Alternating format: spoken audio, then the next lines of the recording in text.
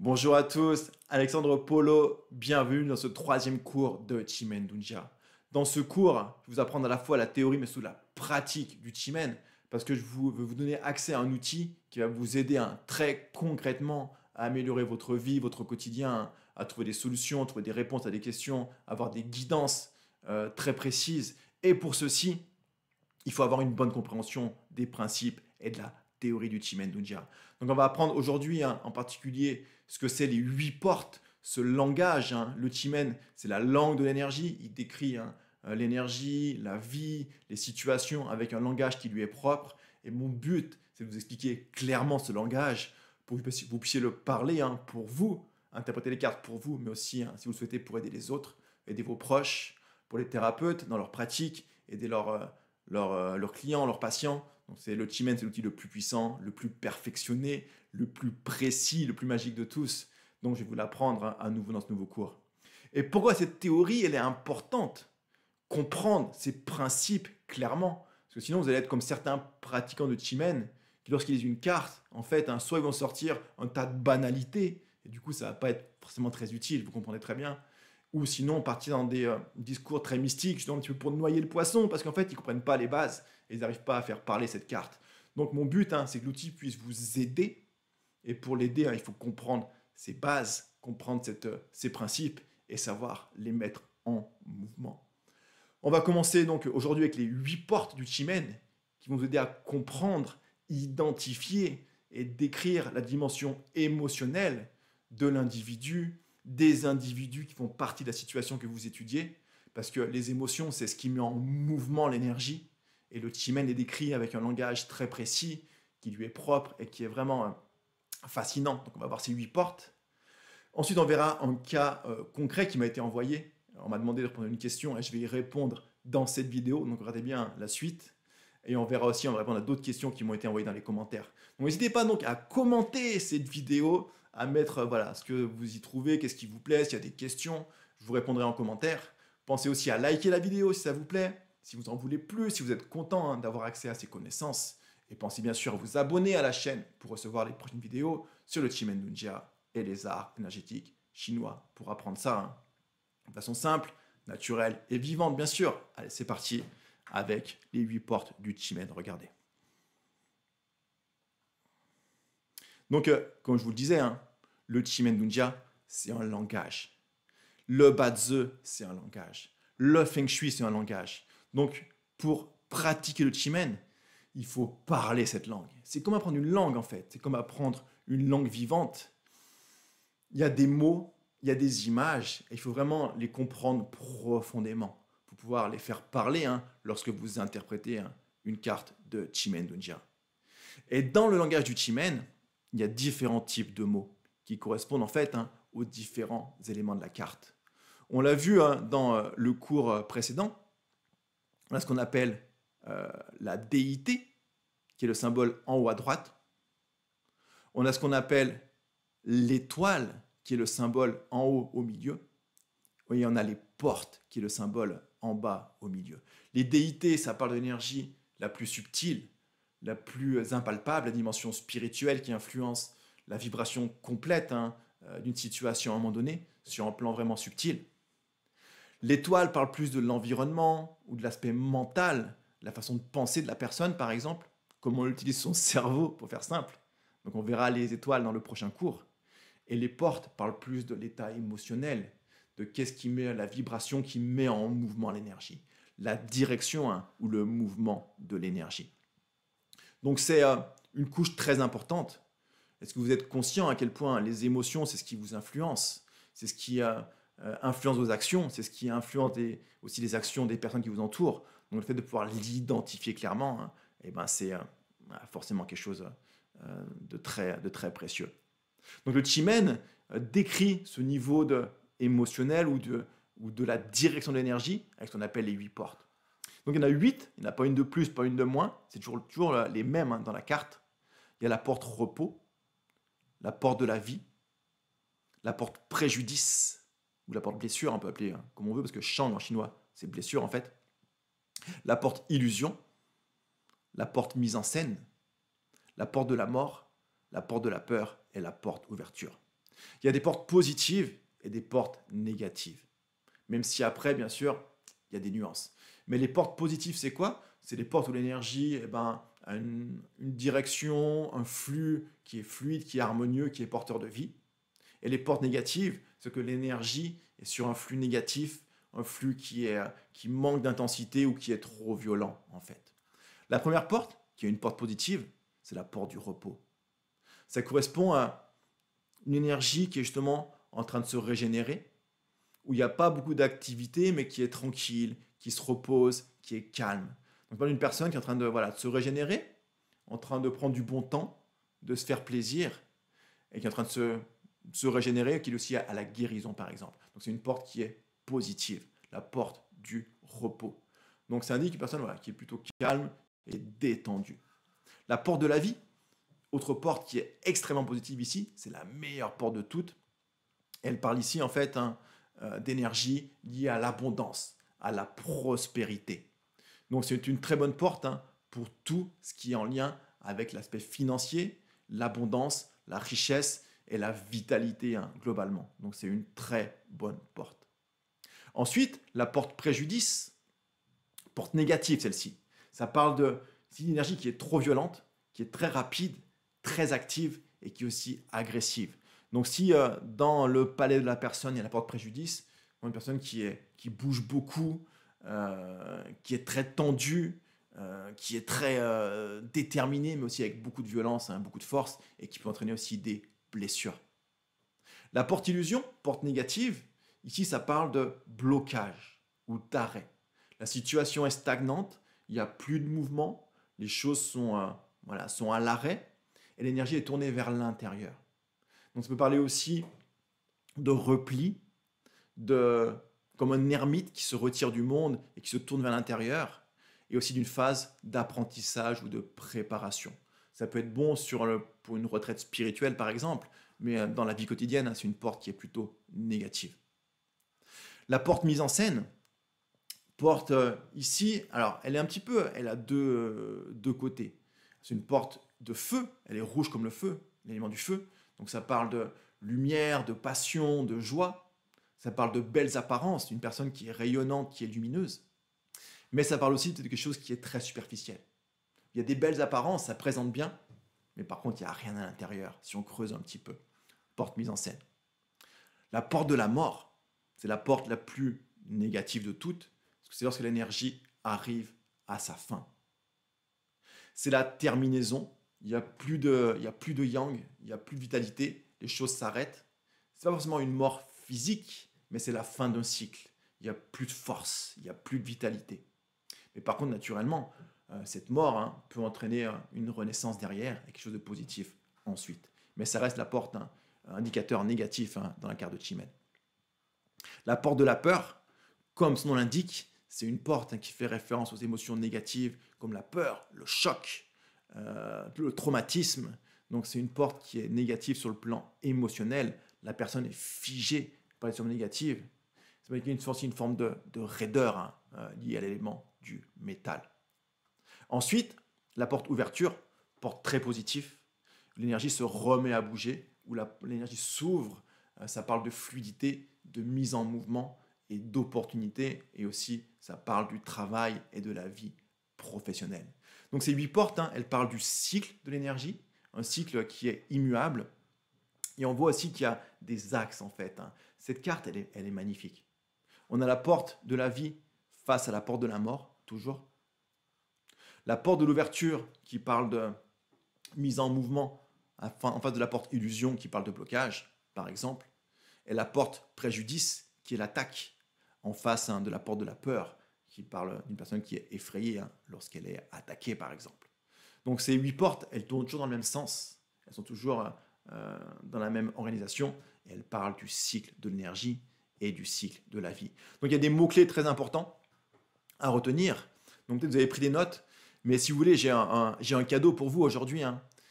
Si vous voulez, j'ai préparé pour vous, en fait, le guide d'interprétation du Chimène. Donc c'est un PDF où j'ai repris, en fait, vous avez toutes les notes de tous ces cours avec tous les mots-clés pour les déités, pour les portes, pour les étoiles, qui vous aident vraiment à aller beaucoup plus vite. Il y a même d'autres infos qui ne sont pas dans le cours.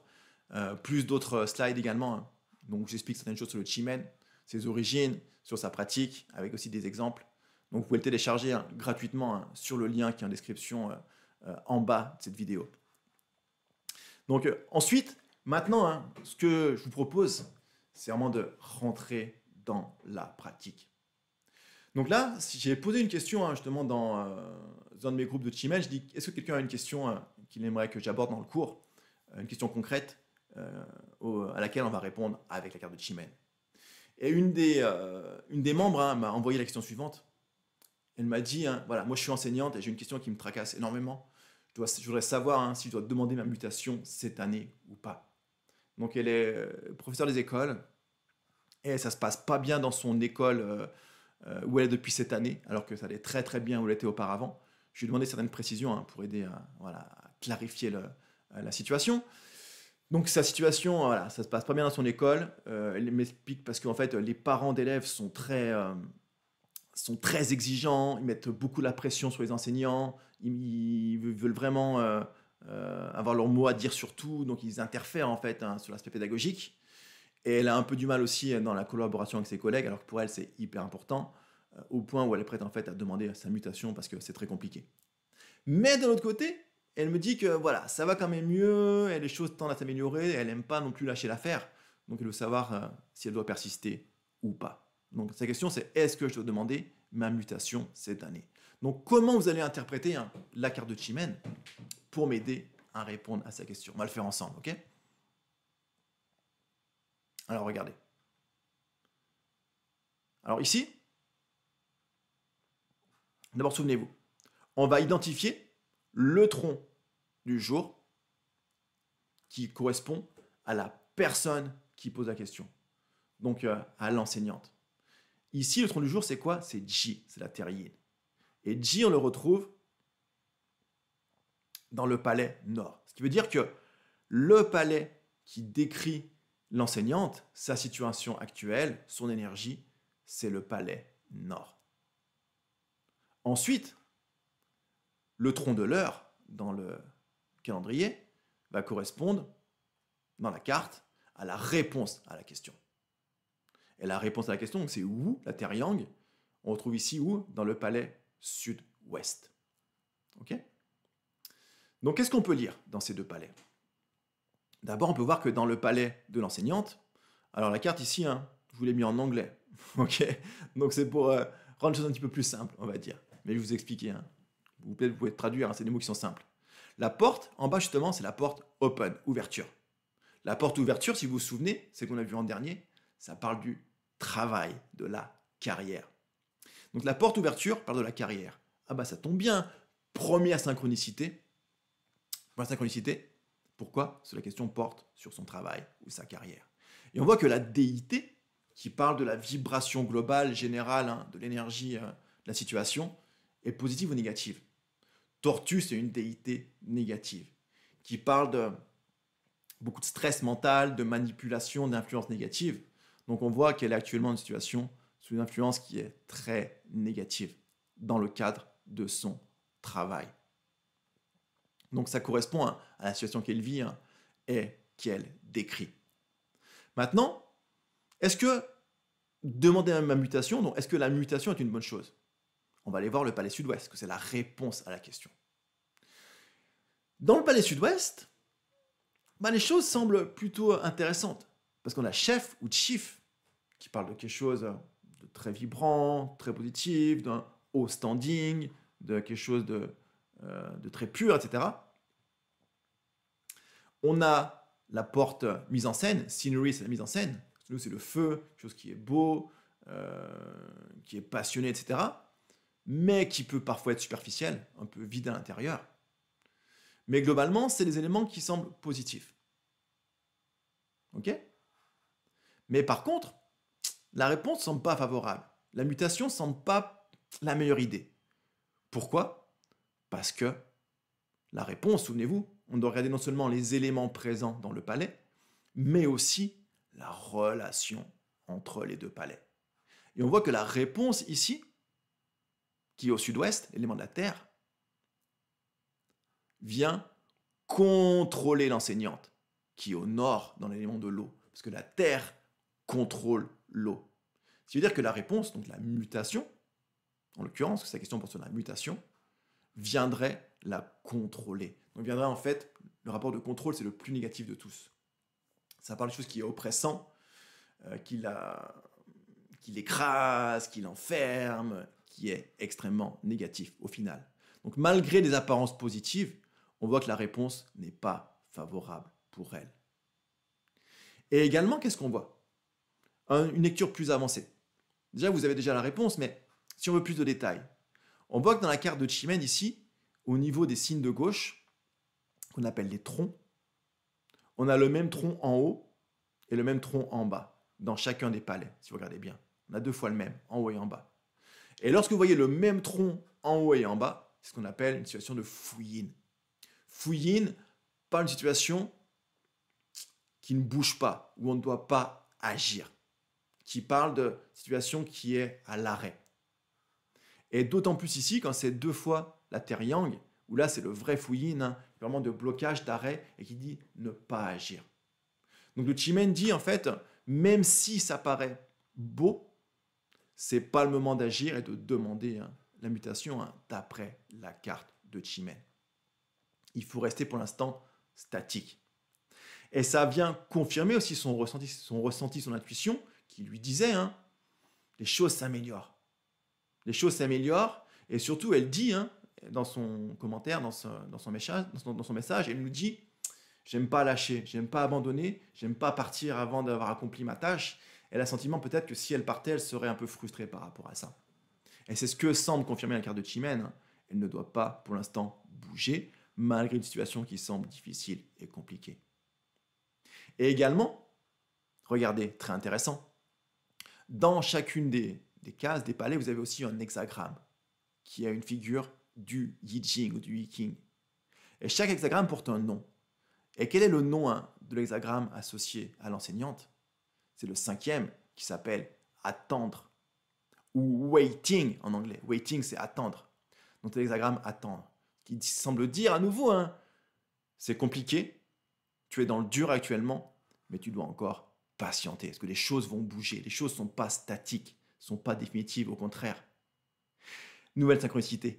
3e synchronicité, 3e message magique du Chimène, c'est qu'elle dit dans son message, j'ai l'impression aussi que dans ma tête, j'ai toujours l'impression de croire que l'herbe est plus verte ailleurs, de croire que l'herbe est plus verte ailleurs, ce qui l'incite souvent à vouloir chercher autre chose que ce qu'elle a actuellement.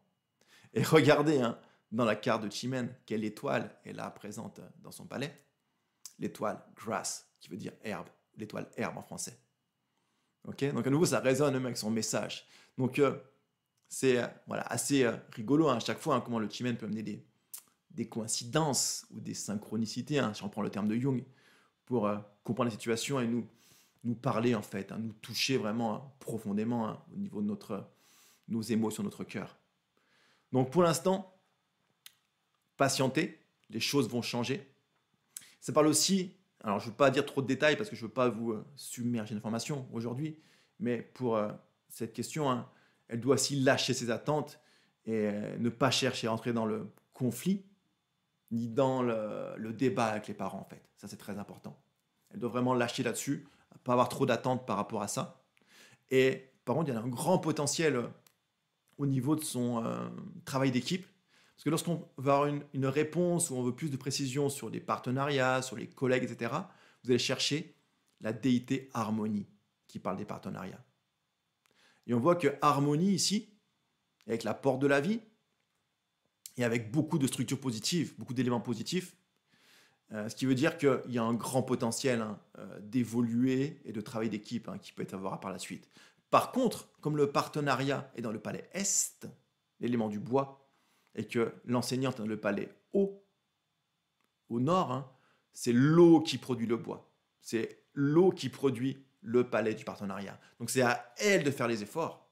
Ça va lui demander aussi de peut-être de prendre les devants, de se bouger, de motiver ses collègues, de leur expliquer. Ça va lui demander des efforts, mais par contre, potentiellement, il y a de belles choses qui vont pouvoir avancer et se créer en travail d'équipe c'est quelque chose qui est important pour elle.